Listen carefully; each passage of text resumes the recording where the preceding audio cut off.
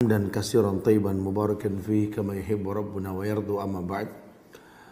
Jamaah pemirsa dimanapun berada, kita bersyukur pada Allah karena pagi hari ini kita bisa berkumpul kembali untuk bisa melanjutkan kajian kita berkait tentang 100 dosa yang diremehkan oleh wanita, yakni membahas tentang penyimpangan dalam akidah.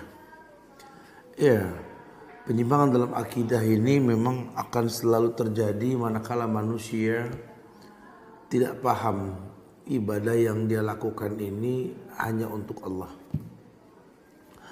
Akidah atau siku bil quwah. Akidah itu adalah ikatan yang kuat antara diri seorang hamba dengan Tuhannya. Bagaimana dia bisa terikat dengan Allah? Tentu dia mengenal Allah dengan cara yang benar. Imam memahami rububiyahnya, asma wa sifat dan uluhiyahnya. Sehingga dia tahu sekali dalam hidup ini ada proses. Ada proses dalam kehidupan. Dia tahu hukum sebab akibat. Allah yang mencipta, Allah yang menghidupkan, Allah yang mematikan. Dan dia pun menetapkan nama Allah itu dari pekerjaannya, dari rububiyahnya. Maka dia tahu sekali bahwa memang dia butuh Allah yang mencipta. Karena dia memang tercipta.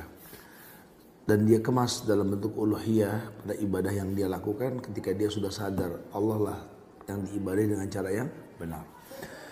100 dosa yang diremehkan oleh wanita ini pada penyimpangan akidah dituliskan dosa yang diremehkan yang pertama adalah syirik kepada Allah. Sementara kita tahu inna syirka la zulmun azim. Dalam Islam, dosa yang paling besar itu adalah syirik. Syirik merupakan dosa yang paling besar yang Allah firmankan tadi di surat Luqman ayat 13. Inna syirka la zulmun azim. Bahwa syirik itu merupakan kezaliman yang besar, dosa yang besar. Syirik ini diterjemahkan menyamakan Allah dengan selainnya dalam hal-hal yang menjadi kekhususan Allah. Makanya kalau orang bisa berbuat syirik, penyebab yang utama adalah dia tidak kenal Allah dengan cara yang benar. Terjadi penyimpangan. Kalau dilihat kondisinya memang seperti itu. Berapa banyak para wanita, sebenarnya wanita laki-laki juga banyak, cuma karena kita konteksnya lagi membahas kitab ini, ya para wanita mereka tidak mengenal Allah. Pun mereka beribadah cuma sekedar menggugurkan kewajiban. Berapa banyak perempuan yang mengaku muslimah tapi tidak hafal nama Tuhannya. Apalagi mengenal rububiyahnya. Apalagi mengemas dalam bentuk uluhiyah ketika dia beribadah. Demi Allah, dia tidak tahu. Maka akhirnya apa yang dia lakukan ini ya cuma karena kebiasaan atau ikut-ikutan. Ibadah yang dia lakukan ini bukan sesuatu yang memang dia paham merupakan sebuah kewajiban. Jadi tren lah istilahnya. Kalau dia harus ngaji ya karena temannya ngajak, bukan dia yang mencari. Kalau dia menggunakan hijab sekarang ini bukan tahu wajibnya hijab karena lagi rame orang pakai hijab. Kalaupun sekarang dia menggunakan niqab, cadar, ya dia nggak tahu fungsi cadar itu apa. Yang dia tahu cuma lagi model sekarang menjaga kulit wajah lah dari debu dan panas matahari. Sehingga fungsinya itu bukan dari awal Allah ciptakan ibadah tersebut untuk apa? Lebih kepada manfaat buat diri dia pribadi. Ini berbahaya sekali. Orang kalau sudah beragama dengan seperti ini berbahaya sekali. Sementara ada firman Allah dalam Al-Quran surat Az-Zumar ayat 65 ayat 66. Walaqad uhiya ilaika wa ilal ladina min qablik lahu asyrakta la yahbatanna 'amaluk wa la takunanna minal khasirin balillah fa'bud wa kun minasyakirin. Naam. Walaqad uhiya ilaika, telah diwahyukan kepada kamu, kata Allah, wa ilal ladina min qablika, dan orang sebelum kamu, la in asyrakta, seandainya kalian berbuat syirik. Allah yang bilang, la in asyrakta la yahbatanna amalu. Allah pasti musnahkan semua amal perbuatan kalian. Wala takunanna minal khasirin, janganlah menjadi orang yang rugi. Wala takunanna minal khasirin, dikatakan rugi karena memang waktu di mana dia miliki untuk beribadah itu kan nggak berulang, terbuang waktu percuma. Ya, kenapa? Karena dia tidak tahu urgensinya ibadah, dia tidak kenal Allah. Akhirnya dia beribadah kepada selain Allah. Allah katakan dia rugi. Betul-betul memang manusia ini rugi. Balillaha fa'bud wa kun minasyakirin. Oleh karena itu kata Allah, balillah, ya cukuplah Allah, fa'bud, sembahlah dia, wa kun minasyakirin, dan jadilah orang-orang yang bersyukur. Asik ya ini bahasa. Di sini dikatakan bahwa wa kun minasyakirin. Dalam ibadah diakhiri dengan kalimat wa kun minasyakirin, kamu jadilah orang yang bersyukur dalam ibadah. Indahnya hidup manusia ketika dia beribadah mengatasnamakan syukur kepada Allah. Mengatasnamakan syukur. Anda dikasih sehat, Anda sholat. Kenapa? Tidak bolehkah aku bersyukur dengan kesehatan yang kumiliki? Anda dikasih harta yang berlimpah ruah.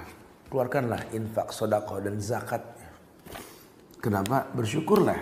Tidak semua orang dititipin harta, kamu dititipin sama Allah. Bangun pagi, katakan asbahna wa asbahal muluk lillah.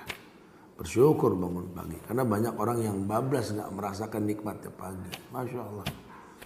Dan lainnya. Anda bisa melek dari tempat tidur antum. Tidur antum. Nah, kamu bangun dari tidur kamu katakan alhamdulillahilladzi ahyana ba'da ma amatana wa ilaihin nusur. Suruh puji Allah, bersyukur yang telah menghidupkan dari kematian. Masya Allah. Ya, lihat. Allah perintahkan semua untuk bersyukur. Ya, orang kalau sudah pakai bahasa bersyukur tentu karena dia suka dengan apa yang dia lakukan. Wa kun minasyakirin. Cuma karena memang dia tidak kenal Allah sejak awal dia beribadah, pun dia lakukan sebuah kebaikan karena pengen dilihat orang, ada kepentingan untuk urusan dunia. Ini bahaya ini. Di surat Al-Maidah ayat 72 Allah pernah berfirman, innahu may yusyrik billah faqad harramallahu alaihi al-jannah wa ma'wahu an-nar wa ma liz-zalimina min ansar. Al-Maidah ayat 72 Allah mengatakan, innahu may yusyrik billah, sesungguhnya orang yang mempersekutukan Allah, faqad harramallahu alaihi al-jannah, Allah pastikan surga itu haram untuknya. Menandakan bahwa surga enggak dimasuki oleh orang-orang yang berbuat syirik. Wa ma'wahun nar, dan tempat kembalinya adalah neraka. Wa maliz zalimina min ansar, dan tidak akan pernah ada penolong buat orang yang berbuat zalim. Ini nyata sekali. Hampir mirip dengan surat Luqman, inna syirka la zulmun azim. Li wa maliz zalimina min ansar. Allah pastikan tidak ada penolong buat orang yang berbuat syirik. Makanya ibu-ibu rasakan coba deh. Walaupun sudah sholat, sudah beribadah, sudah berbuat baik, tetap diuji dengan ujian yang di luar batas kemampuan dia untuk menalarnya. Saya jadi bingung Ustaz, kadang-kadang Ustaz, dulu waktu saya belum sholat rajin nih malah kayaknya hidup gampang-gampang aja Ustaz. Ujian gak tapi berat kayak sekarang, kok sekarang begini kenyataannya Ustaz. Wallahu a'lam, mungkin ujian atau mungkin memang Allah turunkan azab. Kenapa? Karena tetap aja banyak ibadah yang bukan karena Allah. Padahal kewajiban seperti kewajibannya seorang wanita untuk menata letak rumah, bukan karena suami, karena Allah. Ada kewajiban suami menikah dengan kamu ini punya misi. Kaulah pelengkap hidupnya, kaulah tulang rusuk yang hilang pada bagian tubuhnya. Kau masuk ke bagian tersebut, kamu tahu letak kamu di situ. Sehingga karena Allah kamu beribadah, bukan karena dia. Yang sering terjadi kau berbuat maksiat, kau berbuat salah, ya ketika dia tidak tahu. Ketika dia tahu kau takut. Sementara ketika dia tidak tahu, Allah tahu kau tidak peduli. Ini kan bahaya. Ya. Melakukan sesuatu karena manusia bukan karena Allah. Sementara ayat sudah mengatakan kul inna salati wa nusuki wa mahyaya wa mamati lillahi rabbil alamin. Salatku, sembelihanku, hidupku, matiku kan hanya untuk Allah. Ya, sudah kalau dasarnya sudah berantakan, kita nggak kenal Allah, amburadul ke atasnya. Ya. Kepun pengen punya anak untuk membahagiakan suami. Padahal Nabi perintahkan fa inni mukatsirum bikumul umam yaumal qiyamah. Harusnya prinsip ibu menikah pengen punya anak untuk memperbanyak umat Muhammad, membuat Muhammad bangga di akhirat. Dan memang Allah perintahkan seperti itu untuk memperbanyak umat. Dengan menikah Allah titipkan keturunan nantinya. Tapi ya semua karena suami. Sampai-sampai ada juga yang gak mau punya anak karena suami juga. Sampai ada yang berani memutus peranakannya karena suami. La haula wala quwata illa billah. Nah ini kesyirikan-kesyirikan ini banyak sekali. Levelnya memang berbeda ya. Ada yang syirik kecil, syirik besar, syirik khafi, macam-macam. Kita belum bahas detail bab syirik ini. Cuma hanya mengglobalkan saja bahwa dosa yang diremehkan salah satunya di mukadimah penyimpangan akidah ini berbuat syirik. Ya, rumah dirapikan karena mertua mau datang. Takut kalau mertua datang. Padahal harusnya rumah bersih karena kewajiban. Membuat nyaman si pemilik rumah. Baiti jannati, rumahku surgaku. Baiti jannati, rumahku surgaku. Bukan diperintahkan sama orang untuk menjaga surga, ya dia punya kewajiban. Ini tidak, yang bersihin rumah bantu, yang ngepel pembantu. Oke lah, dia nggak kuat untuk ngepel, jongkok, ruku dan lainnya. Tapi tolong jangan sampai nggak masak, tapi masak mbak juga. Ya udahlah, paling nggak kamu nyuci lah, apalagi pakaian-pakaian dalam laki itu kan jangan sampai orang lain yang mencuci. Ya adab etikanya nggak etis aja. Tapi enggak, tetap mbak, alasannya mesin cuci ini nggak kelihatan, bukan digiles. Kemudian kalau minta bikin kopi ya mbak juga. Suami sakit minta beliin obat yang ke apotek mbak juga. Ya bu, suruh nikah aja sama mbak kalau begitu. Di mana letak fungsi seorang wanita? Sementara lelaki menikah dengannya untuk menutupi kekurangannya. Ya bukan lelaki nggak bisa masak, bukan. Bukan laki-laki nggak bisa bikin kopi, bukan. Mencuci, bukan. Dulu saat di kampus dia ngekos, semua dia kerjakan sendiri. Sekarang dia sudah bekerja, berbagi tugas dengan istrinya. Karena biar bagaimana beda rasanya buatan istri dengan buatan orang lain. Buatan orang yang memang telah dia ambil dengan akad yang benar tuh beda sekali. Ya, seperti petani yang memetik buah panen ketika dia tahu bahwa dia yang menanam pohon tersebut. Dengan membeli di pasar buah tersebut beda. Kepemilikannya beda sekali. Walaupun mungkin rasa buahnya sama, cuma kan beda. Coba deh sekali-kali nanti kamu tanam sebuah pohon buah, kemudian saatnya musim dia berbuah, kamu petik, dengan kamu beli di pasar, beda. Beda. Ya, rasakan kenikmatan tersebut. Ada kebanggaan tersendiri. Tapi yang mau bilang apa? Karena memang nggak tahu fungsi dan kewajiban, terjebak dalam kesalahan. Inilah berbahayanya kita kalau beribadah karena manusia bukan karena Allah. Itu penyimpangan yang paling sering terjadi. Allah mengatakan innahu may yusyrik billah faqad haramallahu alaihil jannah.